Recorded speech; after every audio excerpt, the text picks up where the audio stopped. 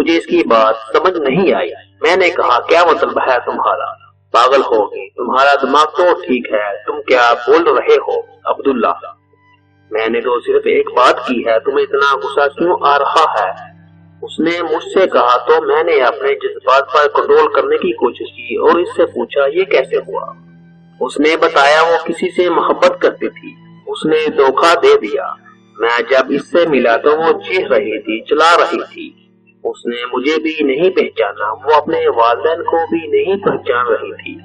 اس کے والدین اس کے دوستوں کے بارے میں پوچھ رہے تھے، لیکن میں نے اسے کبھی کسی کے ساتھ دیکھا ہی نہیں، تو میں کیسے بتا سکتا تھا کہ اس کے دوست کون تھے یا اس کا کسی لڑکے کے ساتھ چکر تھا یا نہیں؟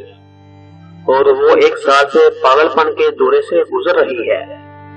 میں ہسپتال گیا، میں نے اسے دیکھا، اس کی آنکھیں اداس تھیں، لیکن اس نے مجھے پہچانا نہیں۔ میں نے اس کی آواز سنی، وہ اپنے آپ سے باتیں کر رہی تھی۔ عبداللہ کہاں ہو تم ہی تو صرف میرے دوست تھے۔ میں نے سلمان سے کہا تھا تم صرف غصے میں ہو، تم جلدی واپس آ جاؤ گے۔ میں اپنے دوست کو جانتی ہوں، عبداللہ مجھے نہیں چھوڑ سکتا۔ سلمان وہ صرف میرا دوست تھا اور میں اس سے صرف دوستوں والی محبت کرتی ہوں۔ سلمان اس کے ساتھ وہ رونے لگتی، چلانے لگتی، چیخنے لگتی۔ میں واپس گھر چلا گیا۔ میں اسے اس طرح نہیں دیکھ سکتا تھا۔ دوسرے دن میں سلمان سے ملا، میں نے اس کے منہ پر مکہ مارا، پھر میں نے اس سے کہا تم نے میرے دوست کے ساتھ کیا کیا ہے؟ میں تمہیں مار دوں گا، میں تمہیں قتل کر دوں گا۔ میں سوچتا تھا کہ وہ تمہارے ساتھ خوش رہے گی اور میں نے اسے چھوڑ دیا کیونکہ وہ تم سے محبت کرتی تھی۔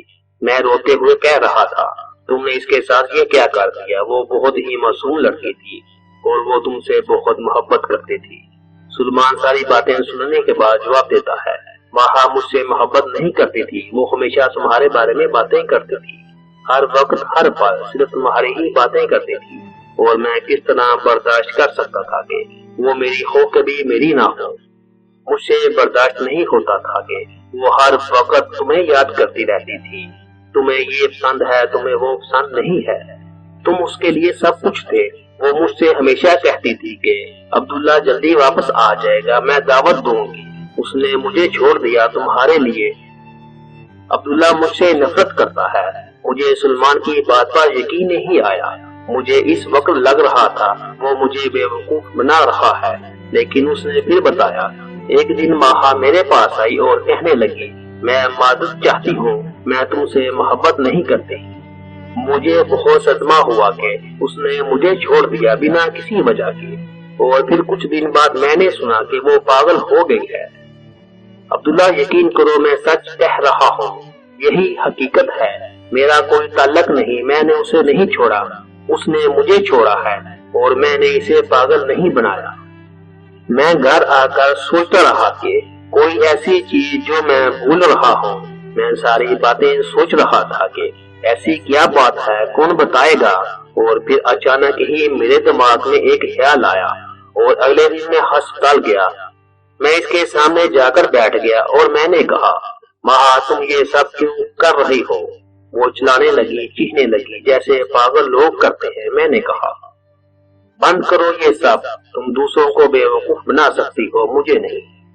تم اپنے والدین کا دل دکھا رہی ہو، تکلیف دے رہی ہو۔ میں جانتا ہوں تم پاگل نہیں ہو، تم بالکل ٹھیک ہو۔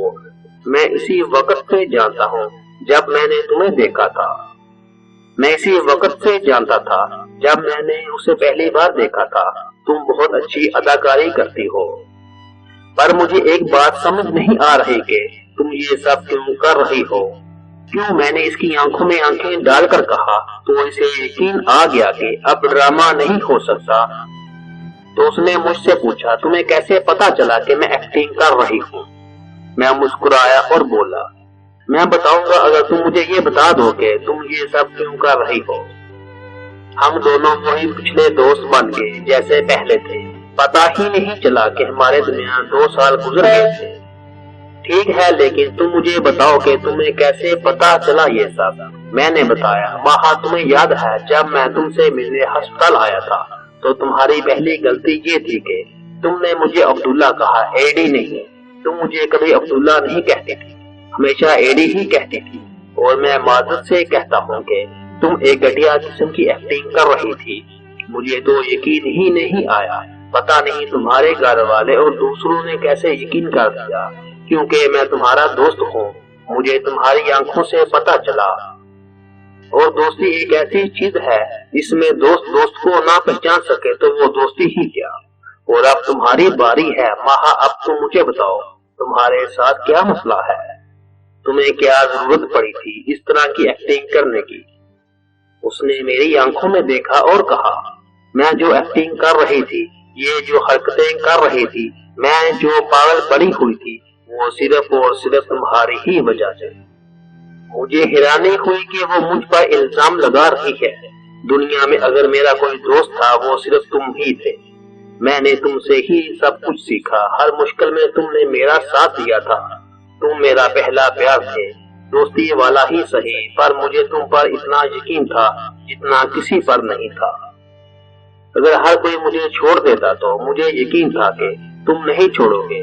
مجھے اتنا یقین تھا تم پر، تم نے مجھے نہیں بتایا کہ تم مجھ سے محبت کرتے ہو، اور یہ ہے تمہاری محبت کہ جب مجھے تمہاری ضرورت پڑی تو تم نے مجھے چھوڑ دیا۔